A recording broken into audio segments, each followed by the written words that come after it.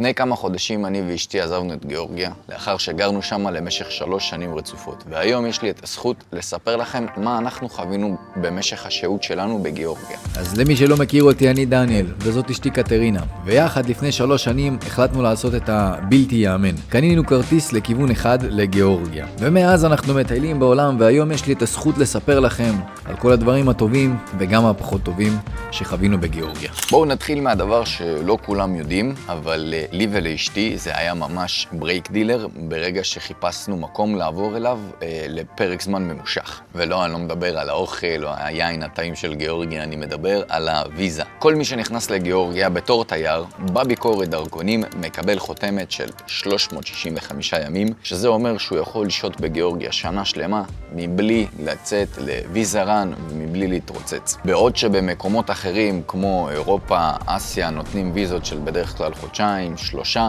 גיאורגיה נותנת לשנה שלמה את האפשרות לשהות, לטייל, לגור שם בתור תייר. לא צריך להגיש שום מסמכים, לא צריך לדבר עם אף שגריר, אתם פשוט מגיעים ומקבלים חותמת של 365 ימים. ומה קורה ברגע שהוויזה שלכם נגמרת? אתם יכולים לעשות ויזה רן.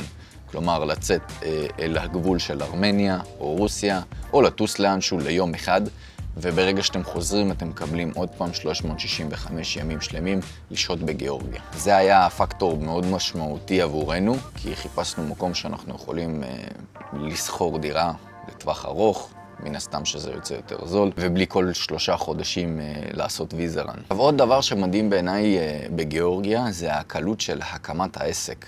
כלומר, אם אתם רוצים לבוא ולפתוח עסק בגיאורגיה, זה לוקח בערך 2 שבועות, לא צריך להגיש יותר מדי מסמכים, כל אחד יכול לפתוח שם עסק. לא משנה מה האזרחות שלו, מי הוא, מאיפה הוא הגיע, אתם יכולים לפתוח שם עסק בגיאורגיה. עם זאת, נכנס חוק חדש, שהוא נכנס ממש לאחרונה, מרץ 2026. כל בעל עסק צריך להעסיק עובדים גיאורגים. ואם אתם תיירים, אתם צריכים להוציא אישורי עבודה, גם אם אתם רוצים לעבוד בעסק שלכם. מה זה אומר? זה אומר שאם אתם רוצים לבוא ולפתוח עסק ולהתפרנס ממנו בתור העובדים שלו, שזה מה שרוב האנשים עושים, כלומר אם אתם רוצים לפתוח עסק של מספרה, מניקור, פדיקיור, מקעקע אפילו, דברים כאלה של נותני שירות, אינסטלטור, מתקן מזגנים וכדומה, אתם יכולים לפתוח את העסק, אתם יכולים להביא ציוד. אבל אתם צריכים להעסיק עובד גיאורגי שיעשה את העבודה בשבילכם. או שאתם צריכים להוציא אישור עבודה. האישור עבודה הזה, שמעתי שהוא לוקח בין שבוע לכמה חודשים. יש כאלה שקיבלו אותו מהר, יש כאלה שעד היום מחכים. אנחנו עכשיו נמצאים באוגוסט 2026, כלומר 5 חודשים מאז שהחוק הזה נכנס לתוקף. יש אנשים שעדיין מחכים לאישור העבודה הזה. אני רוצה לגעת בנושא מאוד חשוב בגיאורגיה, שזה הביטחון. כמו למשל, אם עכשיו אתם מטיילים במדינות שבאירופה, נכון להיום, יש הרבה מדינות שאחרי השעה 9, המשטרה ממליצה לא לצאת מהבית, וזה כולל גם אזורים מתוירים. בגיאורגיה ממש בטוח לטייל. באזורים מתוירים במיוחד אתם יכולים לטייל עד אור הבוקר, ותמיד אתם תראו משטרות עושות סיורים, תמיד אתם תראו אנשים ששמחים לפגוש אתכם, לעזור לכם במידה ואתם נתקעתם. גיאורגיה זה יעד מאוד מאוד בטוח ללא מקומיים, כלומר גם אם אתם לא מדוברים את השפה, אתם תסתדרו בכל מקום. כל מקום יבואו לעזור לכם במידה וקרה לכם משהו, לא יודע, חס וחלילה נכנסתם לתאונה עם רכב או דברים כאלה, אז בגיאורגיה אתם לא תתעקו בלי עזרה של מקומיים. מה שמעביר אותי אל הנושא הבא שרציתי לדבר עליו, שזה התרבות הגיאורגית. בתרבות הגיאורגית יש מושג כזה שנקרא, זה אצלהם באמונות של פעם, שאם הגיע אליך אורח בלתי צפוי, אורח כזה שלא קראת לו, אז זה מתנה מאלוהים. ומבחינתם הם צריכים לקבל אותך, הם צריכים להכניס אותך לבית. כלומר, אם אפילו אתם מטיילים איפשהו בכפר נידח, נכנסתם לאיזה בית של מישהו בשביל לשאול לאן להגיע. הוא ישר יבוא, יכניס אתכם, יגיד לכם, בוא תשב איתי, תשתה איתי, תאכל איתי, יפתח לכם שולחן, ישאל מאיפה אתם, ינהל איתכם שיחה, יספר לכם סיפורים, ישתף איתכם חוויות שלו. זה לא בכל העולם ככה, כן? יש מקומות שאתם מגיעים אליהם ואף אחד לא ידבר אליכם. כלומר, יש תרבויות כאלה שהכל קר שם ולא פותחים ככה את הבית. כמו שבגיאורגיה. חלק מהתרבות הגיאורגית גם מושפעת מאוד מהיין שלה. בגיאורגיה מצאו שרידים של כדי חרס שהכינו בהם יין לפני 8,000 שנה. שזה אומר שהיין מושרש מאוד מאוד חזק בגנים ובטבע שלהם. בכל בית יש יין, בכל בית מוזגים יין, ואני אפילו יודע שבחתונות, כשמארגנים חתונה, אצלנו מחשבים כמה אלכוהול לראש, אצלהם מחשבים כמה ליטר של יין לבן לראש. כלומר, לבן אדם אחד, לאורח אחד, נהוג להביא בערך 2-3 ליטר של יין לבן. תחשבו, אם יש לכם חתונה של 400 אורחים, אתם צריכים להביא 1,200, בין 800 ל-1,200 ליטר של יין. זה מטורף. הרבה מאוד יין, והם מכינים את זה בבית, הם מכינים את זה ממש ממש טעים. תרבות של היין בגיאורגיה, לדעתי האישית, לא מוערכת מספיק ולא ידועה מספיק. אנשים טסים לאיטליה, אנשים טסים לצרפת, חושבים ששם היין הכי טוב. לא חברים, אם לא טעמתם את היין הגיאורגי, לא טעמתם מה זה יין אמיתי. עכשיו, אני ואשתי מתאמנים, אוהבים אורח חיים בריא. וגילינו שבגיאורגיה, המים שלהם ממש ממש טובים, ממש טעימים. בגיאורגיה יש כל כך הרבה נהרות שזורמים, שאי אפשר לספור אותם. רמת האיכות של המים בגיאורגיה היא בין הטובות בעולם. כלומר, אני לא שתיתי מים יותר טעימים מהמים שבגיאורגיה. זה מגיע עד לכך שאתם יכולים לשתות את המים מהברז. אז אנחנו היינו פשוט תקופה שותים מהברז, ואז מצאנו את חברת בקוריאני, שזה למעשה חברת המים, שהם עושים את המים הכי טעימים בגיאורגיה לדעתי. כן, אז אם אתם מגיעים, תזכרו בקוריאני, זה המים שאתם צריכים לחפש בחנויות. עוד דבר שממש תפס אותנו מהרגע שהגענו לשם, בוולט, אתם יכולים להזמין הכל. יש לכם את הנוחיות המלאה, לא לצאת מהבית. כלומר, אתם בלחיצת כפתור יכולים להזמין קניות מהסופר, אתם יכולים להזמין אפילו מכשירים אלקטרוניים, אוכל כמובן, משלוחי אוכל כמו שיש בארץ גם. יש לכם נוחיות מלאה לעשות הזמנות של כל מה שרק תרצו. וזה משהו שעדיין באותה תקופה כשעברנו לא היה בישראל, יכול להיות שעכשיו כבר יש, אבל זה ממש ממש נוח וממש תפס אותנו מופתעים ברגע שגילינו שאפשר לעשות את זה דרך הטלפון. אבל, ויש פה אבל מאוד גדול, האורך חיים בגיאורגיה, מבחינת השעות פעילות, שעות עבודה, הוא ממש שונה ממה שאנחנו רגילים בישראל. בישראל, אני זוכר, כבר ב7:30, הכבישים היו מלאים, החיים היו נראים תוססים, כבר ב8 בבוקר כולם מאחרים לאנשהו, ממהרים לאנשהו לשים את הילדים בגן. הגנים מתחילים והבתי ספר מתחילים בגיאורגיה רק ב9:30, 10 בבוקר. אתם יוצאים ב8 בבוקר החוצה, זה נראה כאילו כולם עדיין ישנים. וזה אומר שאם אתם אנשים שרגילים לקום בבוקר ולעשות את הסידורים שלכם, מוקדם בבוקר, ובשביל שכל היום שלכם יהיה פנוי, לא, בגיאורגיה זה לא עובד ככה. אנחנו רגילים לזה שנגיד הדואר נפתח ב8 בבוקר, בנקים נפתחים גם ב8:30, 9 גג. בגיאורגיה השעון עובד הפוך. 10 בבוקר העסקים מתחילים רק לפתוח, סופרים נפתחים רק באולי 10, 10:30, אני מדבר על המקומיים. בנקים גם כן נפתחים החל מ10 בבוקר. רוב החנויות, כלומר חנויות סלולר וכאלה, נפתחים גם ממש ממש מאוחר. עכשיו יש נושא מאוד חשוב שתהיו מודעים אליו. כמו שאצלנו התחיל בישראל, אני זוכר לפני שעזבנו, מפלגות, ימין, שמאל, הפגנות, אז בגיאורגיה כבר 600 ומשהו ימים ברצף יש הפגנות נגד הממשל הנוכחי, שזה אומר לנו שיש חוסר יציבות פוליטית במדינה. המדינה בעיקרון מתפלגת לשתי פלגים, כמו אצלנו ימין ושמאל, אצלהם זה משהו שהוא חדש ועדיין לא יודעים אליו, רק עכשיו מתחילים להבין מה קורה. יש את המפלגה של הצעירים נקרא להם ככה, ויש את המפלגה של המבוגרים יותר. ושתי המפלגות רוצות שתי דברים שונים לחלוטין. המפלגה של הצעירים יותר רוצה חיבור ואחדות יחד עם אירופה, והמפלגה של המבוגרים מנסה למנוע את זה בכל דרך אפשרית ולהישאר תחת השלטון או ההשפעה הרוסית. עכשיו, למה יש פה חוסר יציבות כזאת ובאמת העם נלחם אחד בשני? בגלל רוסיה. בשנת 1900 ומשהו ובשנת 2008 לדעתי או 2009, רוסיה פעמיים נלחמה בגיאורגיה, וגיאורגיה בשתי הפעמים האלה הפסידה חלקים נרחבים מהאדמות שלה. יש את האזור שנקרא אבחזיה, שרוסיה כביכול סיפחה אותה לכיוון שלה. ויצרה ממנה מדינה משל עצמה. ויש עוד אזור שהוא צמוד לאזור קזבגי, שגם שם בשנת 2008 רוסיה נלחמה וסיפחה את האזור הזה אליה. אז היום יש שתי מפלגות שרבות אחת עם השנייה, ומפלגה אחת אומרת, תראו מה רוסיה עושה לנו, מפלגה שנייה אומרת, רוסיה היא שכנה שלנו ועד היום גרנו איתה בטוב, אז אנחנו צריכים להמשיך לחיות איתם בשלום, וזה מוביל להפגנות, וההפגנות בגיאורגיה הן קצת אלימות, יותר ממה שאנחנו מכירים. היה התערבות של כוחות מיוחדים, האזרחים היו יורים על הכוחות האלה זיקוקים, כלומר היה תקופה מסוימת בגיאורגיה שבאמת הרגשנו כמו אזור מלחמה של מלחמת אזרחים כנגד השלטון. קחו בחשבון שאם אתם מגיעים לגיאורגיה ורואים את הדברים האלה, אל תתפלו, וכמובן שאחרי כל המלחמות שקרו בעולם, כמו באוקראינה ורוסיה,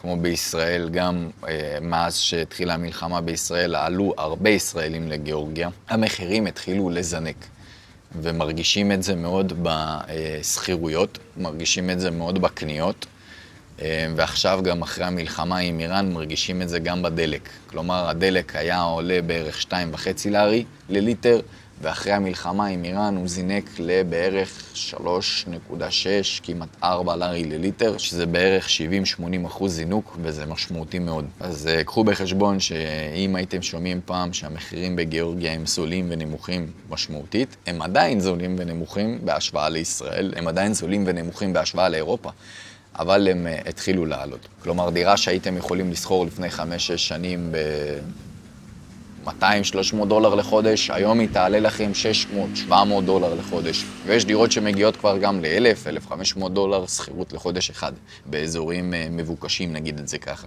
אבל עזבו אתכם רגע מחירים, יש נושא מאוד חשוב שאני רוצה שתכירו לפני שאתם באים לגיאורגיה, וזה נושא השירות לקוחות. אם אנחנו רגילים לזה שבישראל המלצרית נחמדה, שואלת בנימוס, מחייכת, נותנת את האוכל ואומרת בתיאבון, בגיאורגיה זה לא עובד ככה. השירות לקוחות בגיאורגיה הוא שואף לאפס. סליחה שאני אומר את זה ככה, אבל זאת המציאות. אני לא אומר את זה עכשיו על כל המסעדות ועל כל המקומות שנותנות שירות, כן? אני מתכוון לזה שבערך ב-60-70% מהמקרים, שאתם תבואו להזמין לאכול, אתם תצטרכו לחכות איזה רבע שעה, 20 דקות עד שבכלל מישהו ייגש אליכם. יהיו מצבים שכשהביאו לכם את האוכל, יזרקו לכם את הצלחת על השולחן. כלומר, הנה השולחן שלכם, יבואו בבקשה ויסתובבו וילכו. לא בתיאבון, לא כלום. אני אסכם לכם את זה בקצרה. תצפו לשירות לקוחות ששואף לאפס, ואתם לא תתאכזבו. כלומר, אם אתם נכנסים למקום גם שנראה מפואר, ואתם מצפים לשירות כלשהו, רוב הסיכויים שאתם תתאכזבו.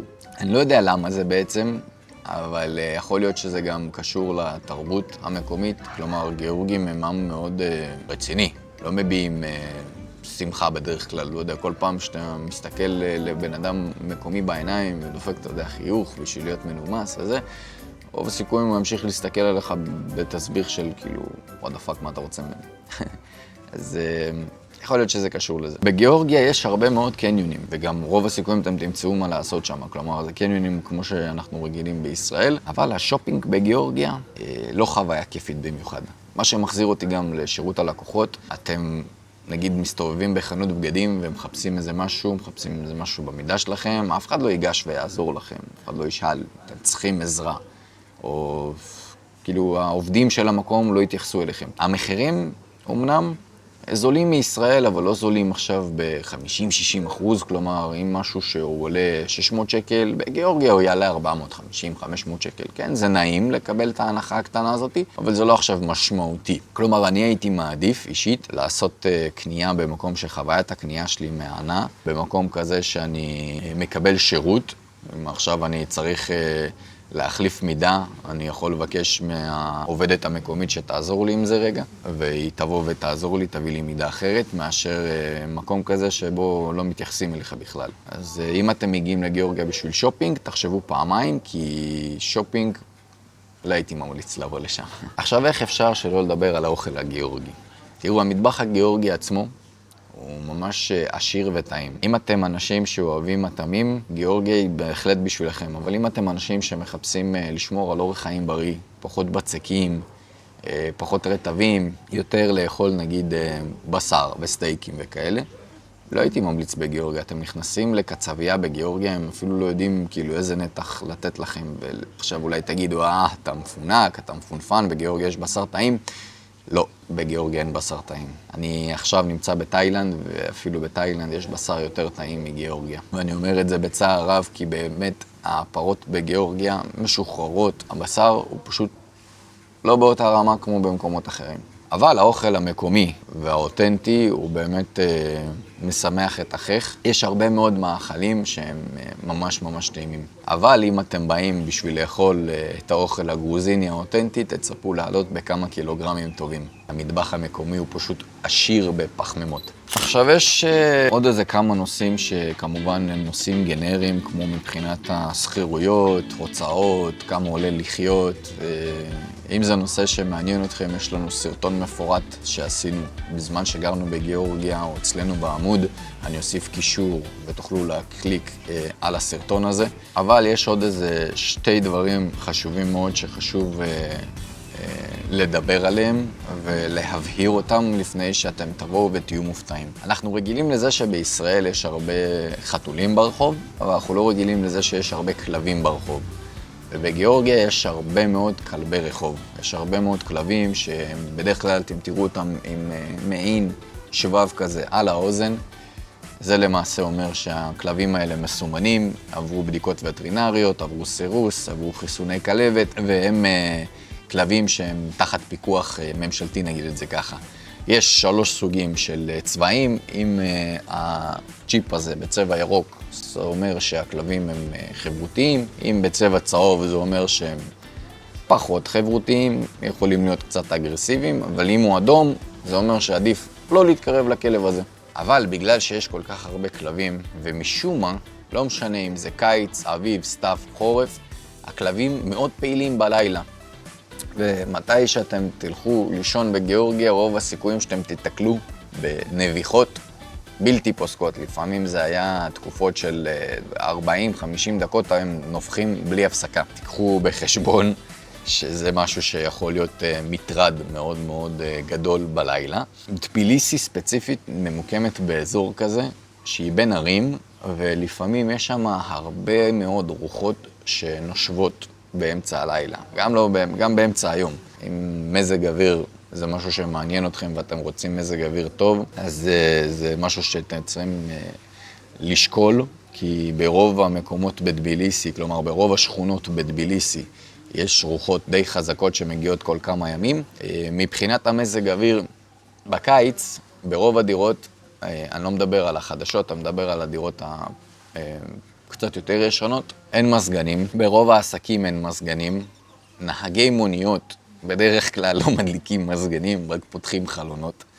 אז קחו בחשבון שבקיץ אנחנו מגיעים בגיאורגיה לחום די גבוה, ורוב המקומות לא מדליקים את המזגן, אם יש להם אותו בכלל. יש כאלה מקומות שאין להם מזגן. שורה תחתונה, מה דעתי על גיאורגיה והאם כדאי לטוס לשם? תראו, אם אתם טסים לשם בתור תיירים, 1000 פעם אני אגיד שכן. 1000 פעם גם אני אחזור בעצמי בתור תייר לתקופות של שבוע, שבועיים, חודש מקסימום. אבל מעבר לזה, אני לא חושב שגיאורגיה זה מקום לבוא לתקופה ממושכת, להתמקם שם, בגלל כל הסיבות שציינתי, בגלל כל החוויות שאני חוויתי. אני אישית יודע שאני לא אחזור לגיאורגיה לתקופה של מעל 2-3 רצופים. וכמובן, אם אתם מגיעים לגיאורגיה, אל תנסו לחפש אזורים שהם מורחקים מהעיר העתיקה. כלומר, אין לכם מה לחפש בשכונות מגורים של המקומיים. השכונות האלה הן בדרך כלל קצת סובייטיות, די שבורות,